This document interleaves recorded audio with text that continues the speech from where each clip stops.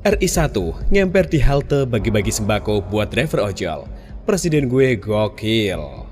Bagasi mobil orang nomor satu di Republik Indonesia ini ternyata bisa disesuaikan dengan keinginan rakyat.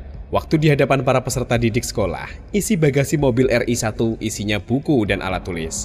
Saat di hadapan para petani, isi bagasi belakangnya adalah cangkul, pacul, dan bibit. Di hadapan para nelayan, isi bagasi di mobilnya adalah sertifikat tanah. Isi bagasi mobil presiden memang menyesuaikan apa yang menjadi kebutuhan rakyatnya yang saat itu relevan dan kontekstual. Bawaan pas pampres orang nomor satu di Republik ini, Joko Widodo, bukan senjata lengkap.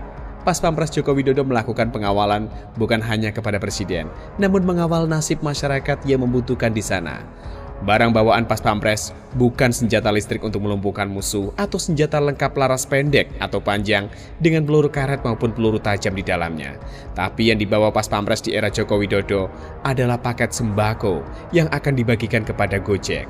Mobil Presiden Joko Widodo di tengah-tengah COVID ini tetap dapat pengawalan dari Full Rider yang membukakan jalanan. Di jalan protokol di Jakarta, beliau berhenti sejenak di halte tempat para driver ojol mengadu nasib. Joko Widodo tidak membawa uang, dia membawa bekal. Bagasinya dipenuhi kantong-kantong berisi makanan untuk mengisi perut para ojek online yang ngemper di pinggir jalan, menunggu orderan dari orang-orang. Beliau berbuat untuk rakyatnya, tidak butuh podium, tidak butuh citra, karena citranya bukanlah ada di atas podium maupun di atas kata-kata. Citranya adalah hatinya yang baik dan berempati kepada rakyatnya. Baru kali ini, ada mobil presiden menepi di halte, ikutan ngemper bareng ojol. Presiden gue emang gokil. Hanya di era Jokowi kita bisa melihat ini. Ia datang dengan santuy di pinggir halte, sontak para ojol pun terkaget-kaget dan tidak menyangka. Kamera pun datang langsung dari para warga yang barang ingin memfoto mobil presiden. Tidak dengan pengawalan ketat, seketat saat Soeharto datang dan dilempar oleh tomat. Ketika dilempar tomat, mendadak pas pampres menudungi Soeharto dengan payung. Tidak seperti SBY yang pas pampresnya begitu sigap saat orang-orang yang tidak dikenal mendekatnya. Langsung dikejar dan dipeluk. Pas pampres di era Joko Widodo tentu jauh lebih sigap. Jaga jarak, tidak boleh mendekat ke mobil Jokowi. Tetap ada jarak yang harus dijaga sebagai bentuk social distancing. Kekaguman terhadap Jokowi tidak luntur dari dulu sampai saat ini.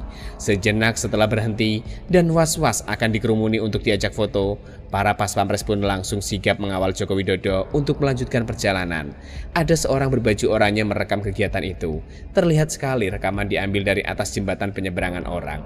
Mungkin saja ini ada di dekat Jalan Medan Merdeka. Kemungkinan besar video ini diambil saat Joko Widodo mau pulang dari kantor di Jakarta untuk kembali ke kediamannya di Bogor. Social distancing tetap terjaga. Apa yang dikerjakan Jokowi rasanya cukup jelas, memerhatikan warga. Setelah viral video kelompok ojol menantang-nantang pemerintahan, Jokowi bergerak dengan diam. Tidak ada wartawan yang ia kumpulkan seperti si Anies super bodoh yang mengumpulkan wartawan untuk membahas tentang PSBB. Goblok banget kan? Presiden Jokowi natural saja. Dia membagi-bagikan beberapa kantong yang sangat mungkin isinya makanan. Jokowi membiarkan warga menjadi jurnalis amatir. Inilah kerja yang sejati. Tidak ada pencitraan. Ia tahu bahwa wabah COVID-19 ini merugikan banyak orang. Joko Widodo paham betul. Tapi di dalam kinerjanya, ia berhasil membawa Indonesia sebagai satu dari hanya 3 negara di dunia yang pertumbuhan ekonominya naik. Kita harus puji Tuhan untuk hal ini. Ia adalah presiden yang baik.